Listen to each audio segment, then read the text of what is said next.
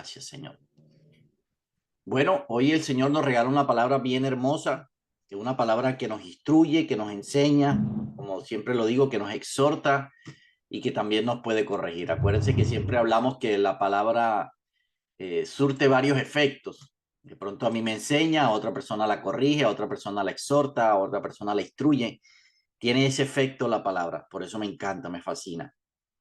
Y hoy el Señor nos habla a través del Sermón del Monte. El Sermón del Monte son una serie de enseñanzas que Jesús da y se llama el Sermón del Monte porque supuestamente lo dio desde un montículo un poco más alto y había una multitud abajo escuchándolo. Por eso se llama el Sermón del Monte.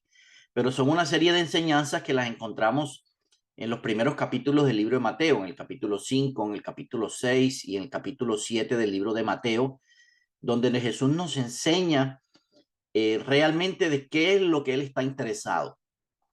Para poder entrar un poquito en preámbulo con esto, les voy a contar algo que está en el Antiguo Testamento para que podamos entender de qué hablaba Jesús. En el Antiguo Testamento, cuando el Señor daba los mandamientos y dio las leyes, era un pueblo que venía de ser esclavo realmente, era un pueblo que venía de haber sido liberado de Egipto y era un pueblo realmente que no tenía normas, no tenía reglas, no tenía formas de comportarse, venía de ser esclavo.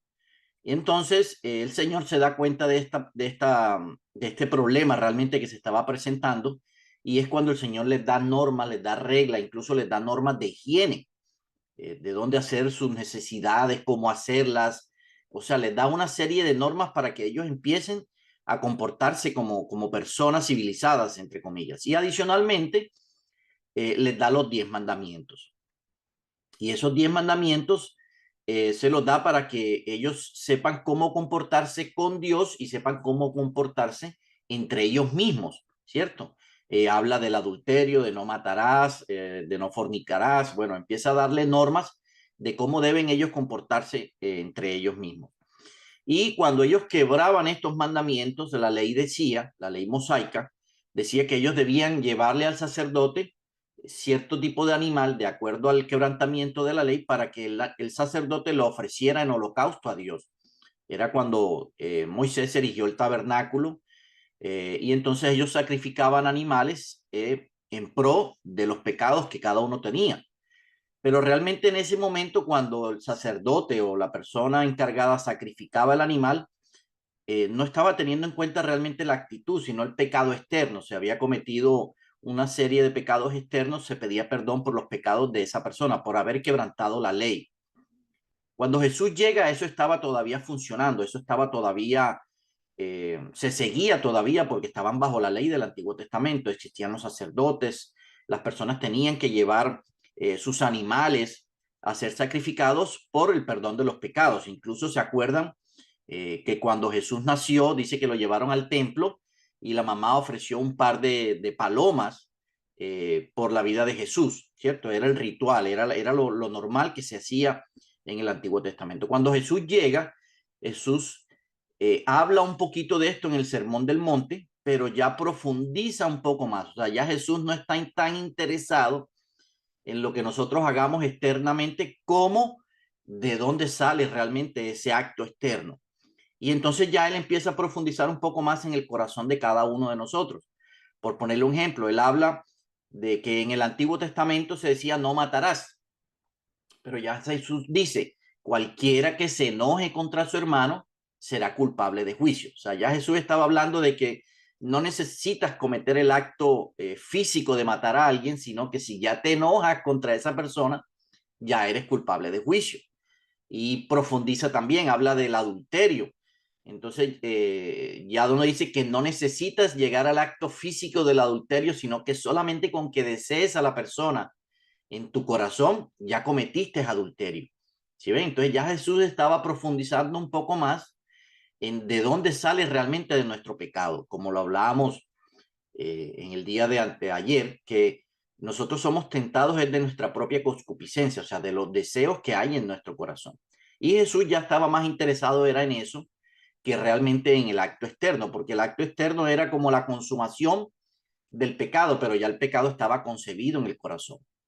Incluso habla en los versículos que hemos escuchado de que no sepa tu mano izquierda lo que hace tu derecha. Hace referencia al dar, que cuando hagamos obras de misericordia, obras de dar, de ayudar, dice que lo podemos hacer sin necesidad de hacer tanto escándalo, tanta cosa, y que no sepa tu mano izquierda lo que hace tu derecha. Hace referencia a eso, que cuando lo hagamos, no lo hagamos para que nos vean, sino que lo hagamos para que realmente Dios lo vea, no lo vean las personas, ¿sí ven?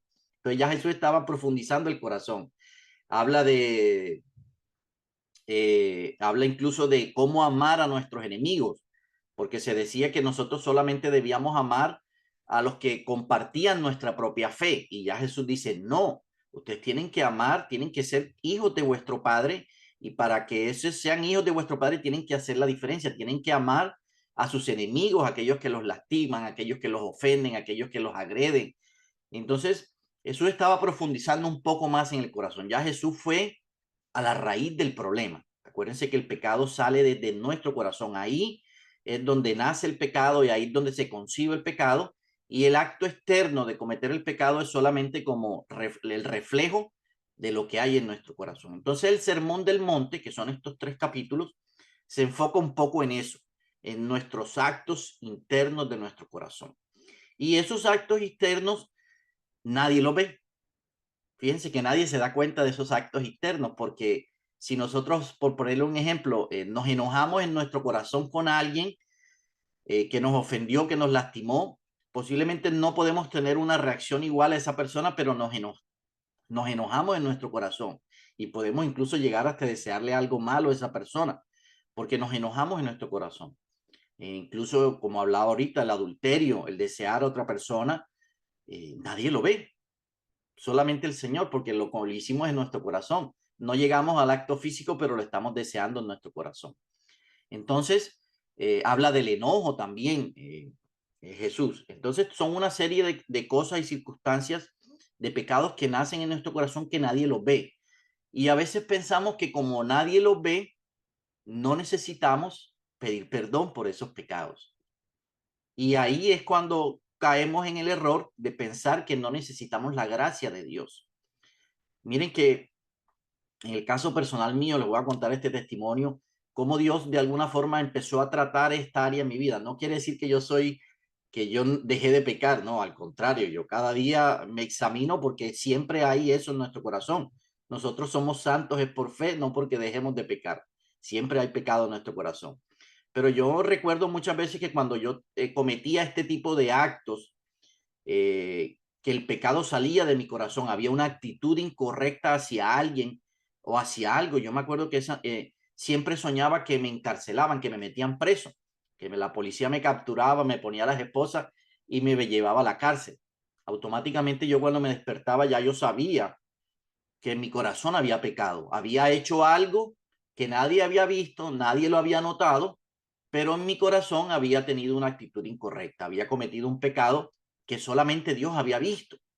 Entonces, de esa forma, Dios me enseñó esto que yo estoy transmitiéndoles a ustedes hoy, de que Dios no está tan interesado en nuestros pecados visibles, como por así decirlo, en aquello que las personas ven, sino realmente en nuestro corazón, porque delante de ustedes yo puedo parecer un santo, que no hago nada, que no cometo pecado, como dice mi esposa, si lo conocieran. Entonces, yo delante de ustedes puedo parecer un santo, ustedes delante de mí pueden parecer santos, pero solamente Dios conoce el corazón, solamente Dios conoce qué hay ahí, qué pecados hay ahí, con qué actitud estamos enfrentando nosotros las situaciones de nuestro diario vivir, con qué actitud estamos enfrentando si alguien me lastima, si alguien me ofende, me enojo en mi corazón o sencillamente saco la ofensa y lo perdono. Esa serie de cosas son las que Dios está interesado en nuestra vida y muchas veces son las que nos apartan de Dios. Miren que cuando yo voy al huerto del Edén, en esta escena famosa donde Adán y Eva pecan, dice la palabra que ellos se escondieron delante de Dios, se escondieron para que Dios no viera su pecado. Y creo que de alguna forma es lo que a veces nosotros hacemos, nos escondemos, pensamos que Dios no nos está viendo, que Dios no está mirando nuestro corazón en lo que estamos haciendo ahí adentro. Y Dios está mirando realmente en nuestro corazón, porque de ahí es donde nace el pecado, ahí es donde se concibe realmente. Y esta enseñanza no es para dejarles un sentimiento de culpa, no es para hacerlos sentir culpables, porque realmente todos pecamos, o sea, es nuestra naturaleza edénica es pecar. Realmente eso está ahí en nuestro corazón, esa es nuestra naturaleza carnal, como lo dice Gálatas capítulo 5. Esas son las obras de nuestra carne, eso es lo que hay dentro de nosotros. Y Dios lo sabe, pero Dios está más interesado no en aquellas personas que aparentan ser santos o aparentan que no tienen pecado, sino que está interesado en aquellas personas que reconocen que se equivocan. Esa es la valentía. Por eso dice Jesús que el reino de los cielos lo arrebatan los valientes. Y los valientes son aquellas personas que aprenden a reconocer que se equivocan, que aprenden a reconocer que tienen errores, que aprenden a reconocer que tienen pecado en su corazón, que diariamente cometemos errores y pecados en nuestro corazón. A esas son a las que Jesús llama valientes.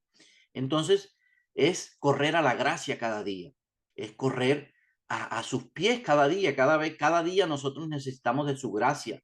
Y su gracia hace referencia a ese favor inmerecido, a ese perdón inmerecido que nosotros no lo merecemos, pero que el Señor nos lo regala por su amor. Entonces no pensemos nunca que Dios está tan interesado en lo que nosotros aparentamos, sino en lo que nosotros somos por dentro. Él mira, es nuestro interior. Y ahí es donde nosotros debemos escudriñar cada día para ir a buscar su gracia, para ir a buscar su favor, para ir a buscar su perdón. Entonces, quiero invitarlos a través de esta vitamina de amor a que diariamente nosotros necesitamos escudriñar nuestro corazón y ponerlo delante de Él y decirle, Señor, escudriñame. Y como lo hablábamos en un mensaje anterior, el Espíritu Santo muchas veces nos redarguye, nos dice, mira, esto lo hiciste mal, y pone un sentir en nuestro corazón de que algo hicimos mal o que no lo debemos hacer. Nunca cerremos nuestro corazón a ese sentir que el Espíritu Santo pone, porque ya empezamos a endurecer nuestro corazón y dejamos de ser sensibles a lo que el Espíritu Santo quiere en nuestra vida. Quiero invitarlos a que examinemos cada día nuestro corazón y lo pongamos delante de Dios. Él está interesado más en nuestra actitud, en nuestro corazón, que en lo que nosotros mostramos muchas veces a los